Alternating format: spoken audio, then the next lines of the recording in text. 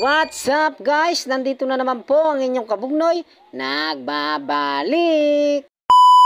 Hello guys, for today's video nga pala magluluto po kami ng aming pananghalian. Ang amin naman daw pong lulutuin ay sinigang na baboy naman daw po. Gawa ng bihira naman po kami mag-ulam ng baboy kasi nga po medyo mahal. Kami naman daw po kakaunti ngayong kakain at ang ating biyahero po ngayon ay dadalawa. At agad na nga pong namili po ng ating mga pang-ulam itong ating dalawang biyahero. Nagpabili po na si Boss Oliver po at saka si Boss Ambo, yung kay Edis po. Shoutout sa inyong dalawa.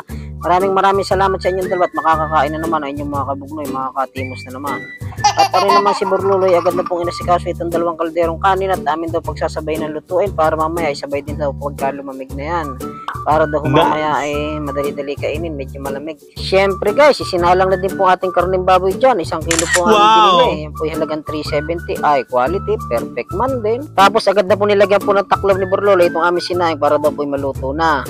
Tapos ang aking father ho, nag-iimay po nitong kangkong. Ang binili po nilang kangkong diyan ay 3 daw pong tali at mas masarap daw po pagka madaming kangkong. At pagka humagmisan ang nabibili lang iisa ay kulang pa, aga-agawan.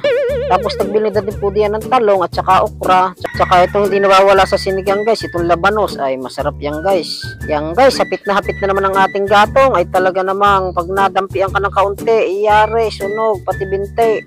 Ari naman si Boss Jamo, si tawang-tawa din na, imbis na tumulong ay nakikipagtawanan at niluloko nga ni Burluloy. At ang sabi ni Burluloy, si Jamos daw ay 2 na naging asawa. Ay talaga naman kahit yan daw ang itsura, abay nakakadalawang asawa. Tararara. At yan guys, sinugasan na po ni Paring Devin itong ating mga gulay para naman daw pag ating sinahog mamaya ay malinis na. Ay talaga napakasipag nga din ng taong yan eh. Kita nyo naman guys, si Paring Devin pagka yan tumarbaho ay talagang quality. At nang mahugasan po ni Devin, agad na pong inilagay po itong ating mga gulay. Maya-maya ho ng kaunti rin kangkong at rin naman daw kangkong ay madali-dali naman maluto. Inuna muna rin labanos at saka yung talong ay quality na naman guys. Ito't nagkakain na naman po kami guys. Sa mga nakakapanood sa amin diyan ay pakipollow, like and share nyo naman po inyong kabugnoy. Maraming salamat po sa pagpollow nyo na lang po, ay malaking tulong na po sa amin yan guys. Ay pagpasisyahan nyo na ho kung ang video ho namin lagi garni lamang. Kaya alam nyo naman guys, talaga napakahirap nga din mag-isip ng content pag may masakit na ho ulo ng inyong kabugnoy para lang humamay content. Kaya ari ho, pinagtsatsagaan ko na muna ho aring aking maghapon ho sa trabaho kung ano ho aming ginagawa, isa na lang ho binablog ko.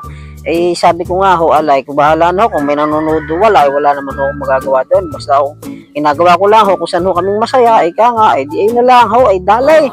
Guys, kain po tayo uli. At talaga namang nagkakasarapan na po uli dito ang ating pagkain. May sili din po tayo diyan. Ay talaga namang pagka kami nagsama-sama, ay talagang busog na naman. Guys, hanggang dito na lang po. Paalam!